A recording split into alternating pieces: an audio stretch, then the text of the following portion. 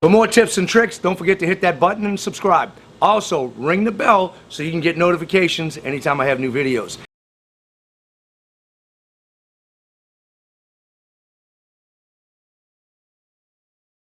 Welcome to Paul's Toolbox. I'm Paul Ricaldi, and today we have a really cool project. I built this cabinet as a display cabinet, a functional cabinet, and a night light for my bathroom. This goes right above my toilet, and this is the cubby area of my master bath. Now, I wanted a cabinet that was not too bulky. What I used was 1x6 cedar. Now you can use fir or whatever wood you want, but I like cedar because it is stable, it stays straight.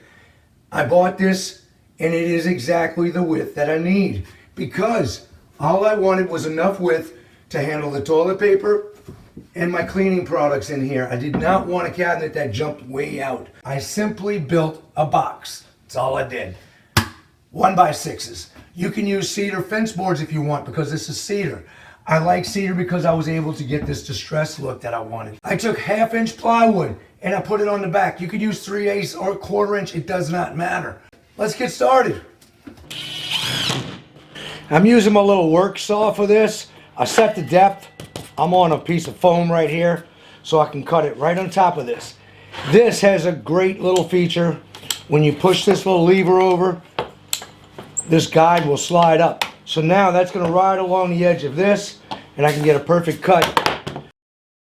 After I cut my sheet of plywood, I came back over it with a water-based stain. You can use an oil base, it does not matter. I like a dark stain for my base. Come back over with a white glue and make sure you have full coverage on everything. After that, I use a chalk paint. Renaissance makes an excellent chalk paint, but you can use a water-based, latex-based flat paint. This is sitting and drying. Once it dries, you'll have heavy crackle. I took my other pieces and I sanded them down and just put my box together. Glue and butt joints. It's super easy.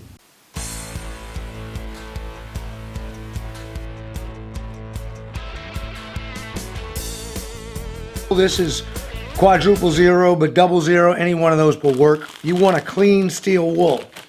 I mixed it with white vinegar. And you can do 50-50 vinegar and water. Drop a couple of pieces of this in your container, seal it up, and leave it for a couple of days, and it will turn into something like this. I take the steel wool out of it after, just so it doesn't get rust in there. You can see the water is a little different color. The longer it sits in there, the more red it's going to get. But what it'll do is it'll stain this. It's going to bring out, you'll see the natural wood, but it'll bring out a really nice look, and you'll see this in just a minute. I do this all the time on wood. It gives a really pretty look, especially on cedar or pine. You just rub it on. And it's real simple. A little bit goes a long way, and this will change right before your eyes. In a few minutes, you'll see this changing colors.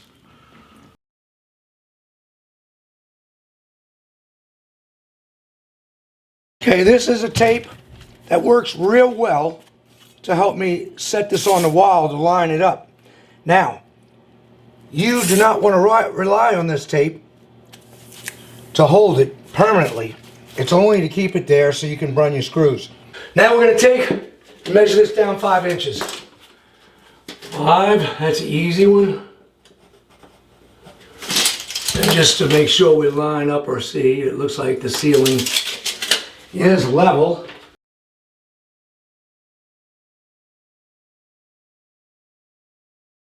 We're going to take the tape, peel it off the back. This is nice and clean. Alright. Now it's going to stay still so I can drill my holes easily in there. I'm going to use my little chemo drill. They sent me this to test out. I've been using it for about 2 months now because I wanted to make sure it worked right before I even talk about it. Pretty good little drill. I like it. For the price, I don't think you can beat it. So we're going to drill a hole right here. I know I got a stud right there. I know I got one right here. I'll set it right down on the foam.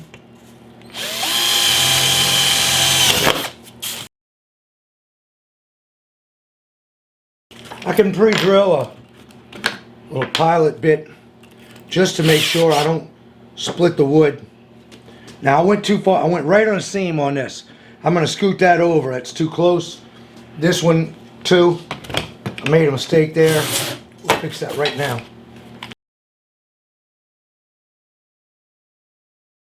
Now I'm going to hang it before I go trim it out, because this I made a little bit smaller than a wall so I can get it back there, because there's not a lot of room. I had to take the trim off my door to get the other one out. So what I'm going to do is make my trim on this cabinet touch the wall. But I have to get my cabinet in place first, then I'll make the trim to fit on that, and I can slip the trim in easier than I could getting it with the trim and the cabinet all together. Because I want the trim to be tight against the wall where I have minimal caulk on the sides to make it look like it's built in. Now we're going to take the back side, set it in here, and plunge it down. I can lock it a little bit tighter than I have on there so it doesn't move. I'm going to run a drill hole here and here. It's set, and you can see how easy it is to drill your holes. Get it started before you hit the wood.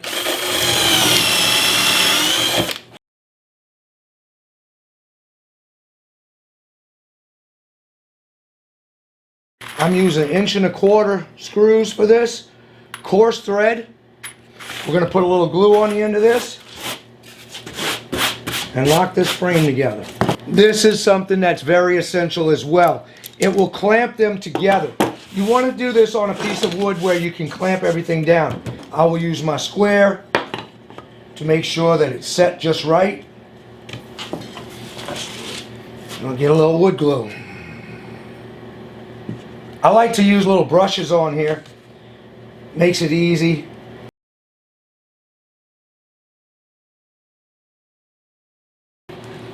Next, you'll want to flip it over and wipe all this glue off.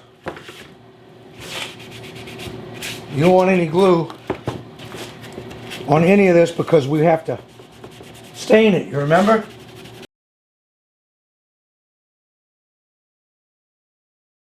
Now these are my little braces. I'm just going to stain them real quick. Easy. I put these little blocks together.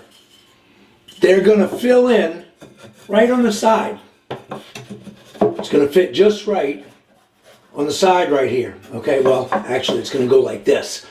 When it goes like this, I put my frame on there, I can pre-drill a couple of holes in here and screw it to the side. That way I can take my cabinet face off whenever I want. Just unscrew these screws, and I won't have nail holes in the face because I'm staining this part, or I'm putting this the vinegar solution on here. I could easily just pop a couple of tacks in there and fill them, but why do that if I can take this and make no nail holes in the front, and it only takes a few minutes. I ripped a couple of extra strips that I had just to set in there. Like I said, you don't have to go do that extra step.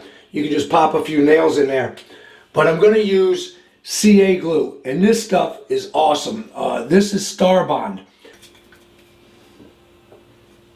We want to make sure this is really secure.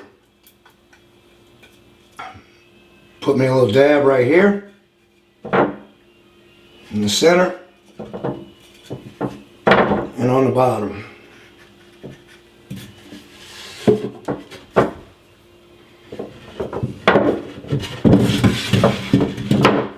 Set my frame up where I want it to go. And on the back of the frame, I'll spray my spots. I put these together.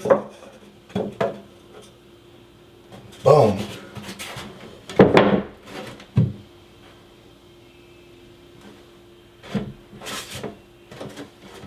That side's on there. Put a little bit right here.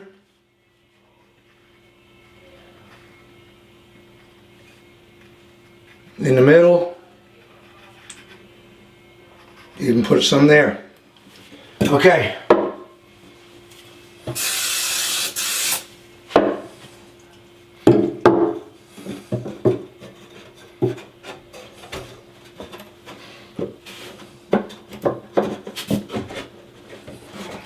All she wrote.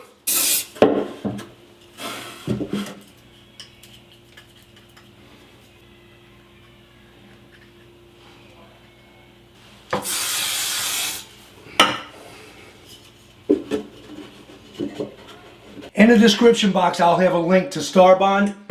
They'll give you a discount if you put in Paul's Toolbox as a code. You check that out, the code you put in, and you'll get a 20% discount on any of their products.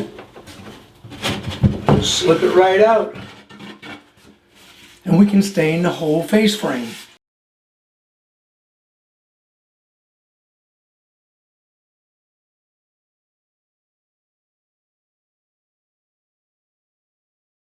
Being the genius that I am, I put this on the top. That's where my frame goes. I don't know why I was thinking this board was up top and my frame went here.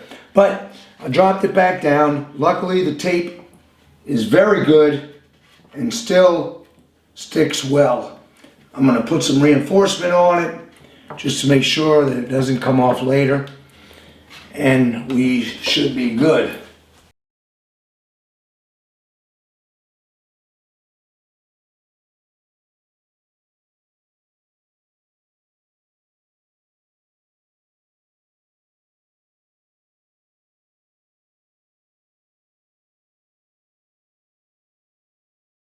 As I said earlier, it comes with a remote.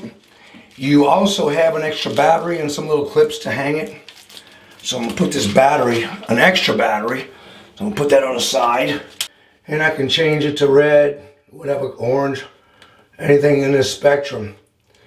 And this will tuck up right inside behind the face so I can change the colors anytime I want. And I can put this inside the cabinet. All right, we're ready. All we need to do now is finish the cabinet up, put the crown molding in here, we'll have it ready. Okay, easy stuff. We'll just feed the wire through the hole.